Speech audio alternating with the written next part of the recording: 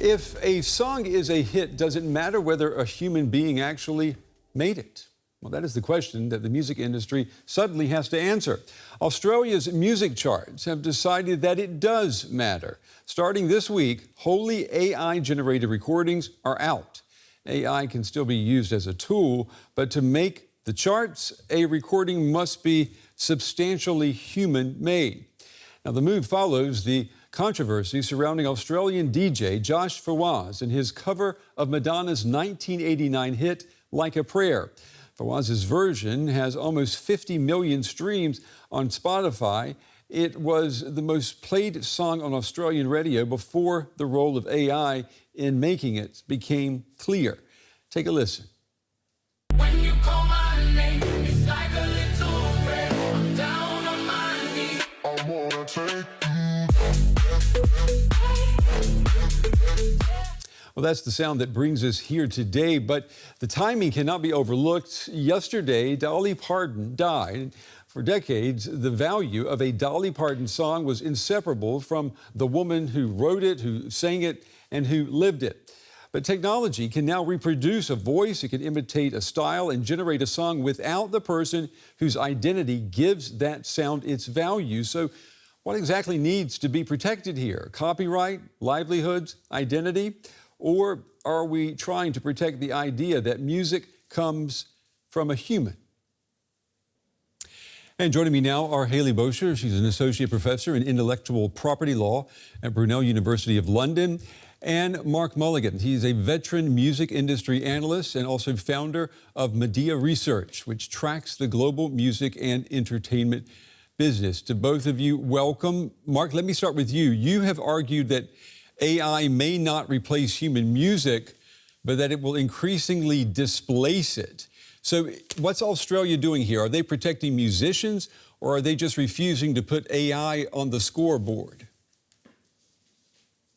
Unfortunately, it's a very complicated situation because we're already beyond the space where you can say something is purely human and something is purely AI.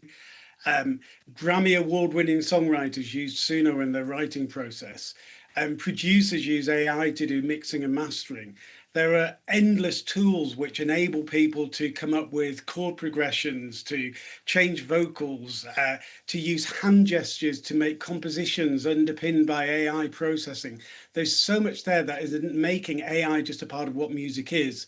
The pure play generative AI, well, is that being misused by bad players? Yes, absolutely. But any successful technology is. So what's the solution here, Haley? What about if we label music substantially human-made? Would that be something meaningful that could actually be monitored and policed? I think it's tricky because what makes it substantial? At what point is it human-made using AI as a tool assisting you to make your song? And what point is it completely AI generated? And that will be, I think, the key issue here is how do you determine at what point it's something that we're going to call AI generated and what point it's human made but with some kind of AI assistance. So that's going to be the biggest challenge, I think, is just this categorization of which songs fall in and out of the category.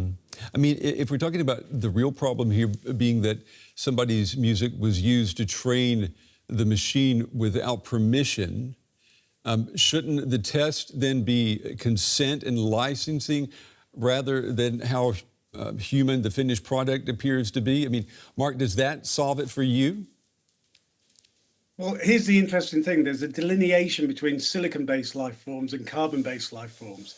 If you've got a kid in their bedroom in the 70s learning how to play Jimi Hendrix, and they end up becoming a successful artist making music in the style of Jimi Hendrix, well, that's Lenny Kravitz. That's called creative inspiration. Get a machine to do it, and it's copyright infringement. Now, none of this is to take away the fact there are disingenuous players out there. There are some of the AI companies who are absolutely opposed to the concept of intellectual property when it comes to rights. Not so much when it comes to the code of their companies, but when it comes to creative rights, they certainly have a negative point of view.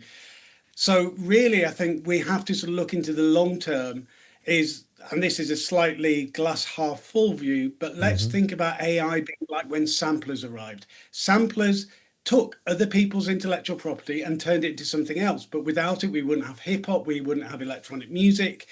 Hopefully, we can have AI performing a similar role, opening up new creative capabilities and hopefully some new genres. Well, let's take a look back in time to see how we got here. Let's go back about 3 decades. The year is 1998. Take a listen to this pop hit. Do you believe in life after love? I can feel something inside me say, I really don't. All right, I remember it very well. I'm sure both of you do as well. It was the end of the millennia, a totally new voice for Cher, dramatically altered by technology, and it became one of the defining sounds in modern pop. Haley, under Australia's new rule, there is presumably no problem with that. I mean, Cher is clearly still the artist, right?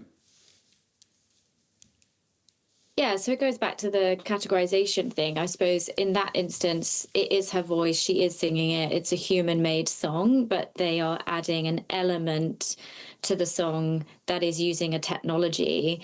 And I guess it's whether at what point you draw that line. But I think that's something entirely different to a completely AI generated song, especially if that song is made using an AI tool that has used training data without permission or without a license. Because interestingly, what Mark said, I think is true, but the difference between a human creation, where we take inspiration from lots of other different things, is that we also add our own original thought and feeling and skill and effort and creative choices. Whereas AI doesn't do that. It only takes from the data set that's input into it. It doesn't add anything original to it. Haley, are you clear, though, at the point where we go from the machine becoming the creator and the point where it's still human creations that we're talking about? I mean, are you clear on the dividing line there? No, and I don't think anybody is. I think it's not easy to decide that. I think there are extremes on both ends. So you could say that where you just simply put an input, a prompt into an LLM, for example, and it just generates a song entirely for you, that would obviously be a fully AI generated song. But where you're using, on the other end of the scale, you've created a song as a human, you've got human musicians, human performers, but you've used an AI tool to enhance the song in some way, that might be considered AI assisted. And then there's going to be everything else in the between that's going to be grey and confusing. Yeah, I mean, Mark, there was the so-called Cher effect after Believe came out on the market. I mean, and there was a lot of, I guess, there was even some fear-mongering about what that was going to do to the music industry. Isn't Believe also a warning against panicking every time technology changes how music is made? I mean, we've had synthesizers, sampling, drum machines, auto-tune. Is generative AI, is it simply the next step? Yeah, I mean, Autotune was a technology user, and you could say there was a drastically negative impact on the music industry in that it resulted in T-Pain. But putting that aside, I think we have a stage where to look at what AI is now, it's probably like looking at the internet in 2000 and saying the future is going to be AOL and Yahoo and MSN and MySpace. And of course, the companies who are big now, the majority of them did not exist then and are dramatically different now. I think the most likely thing is that we will get to a stage where that point about, the AI itself not adding a human element, well, maybe we'll get to a stage where there is the art of the prompt, where the human creativity comes in with the complexity and sophistication of what is put into the AI machine to create the AI output. Haley, what do you say to that? I think that what you said about the technology, copyright always has to adapt to new technology. So when people freaked out when the photocopier was invented, when the camera was invented, and they do often get scared that it's going to mean the end of a certain industry. And I do think that's unnecessary. But at the same time, the law does then tend to catch up. So, for example, we now pay a license to sample a song, which we didn't in the beginning. So I think there's probably a middle ground to be found where, yes, there will be AI generated music, but we want to also ensure that we support human creators to continue to create as well. Mark, let me put it back to you. With Believe, the technology transformed Cher's performance. With generative AI, the technology can now generate the performance itself. I mean, isn't that the red line that we're trying to find?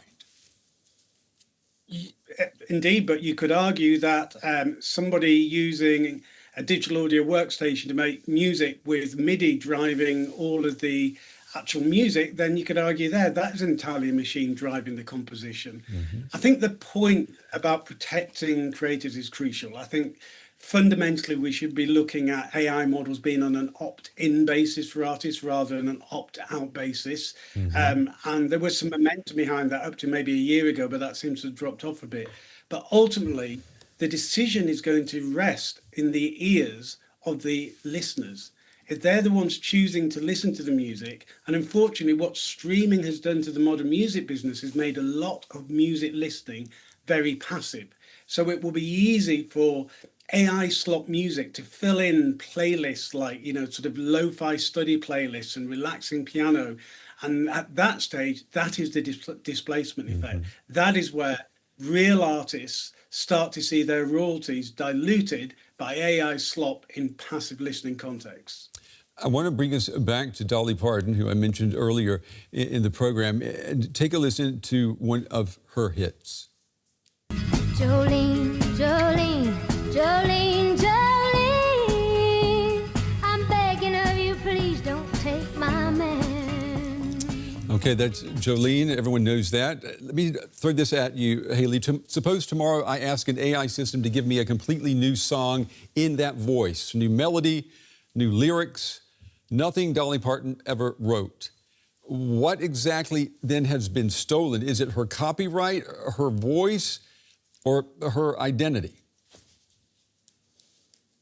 That's a great question. So it would depend what country you're in because the laws are different in different countries.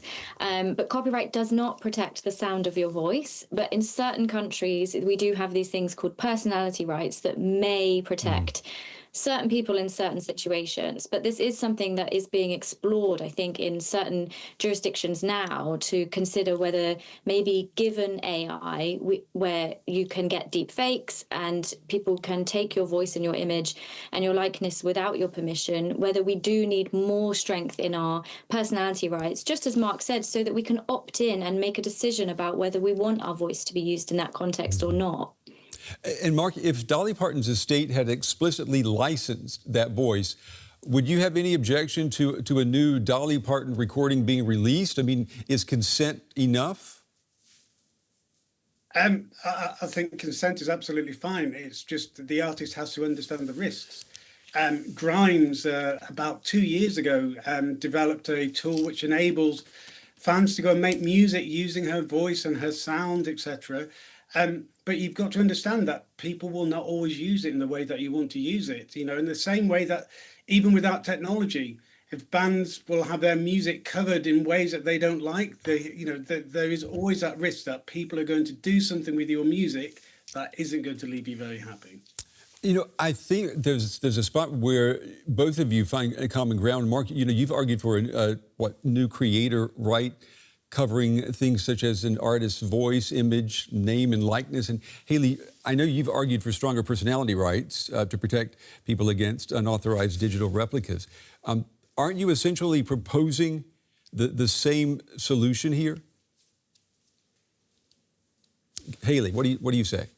Yeah, and I think, thanks. So I think, yes, it's very similar. And I also think that we are in the explorative kind of innovation stage, and law is flexible and can be creative. I think ultimately the goal is, for me and my perspective is that personality rights will enable more control of the way that your digital life is used with or without your consent. And I think that as we move into a more digital world where there are things like AI and deepfakes and metaverses, that's going to become more valuable and more important to us. But I also think that it's not a panacea. Like there will still need to be other regulation of other things and then enforcement of those rights. It's all well and good to give someone a personality right, but if they can't enforce it, then it's useless. So it needs to also have this kind of contextual and holistic view of what is it that we're trying to protect and why, and how can we do that in the most effective way, whilst also still allowing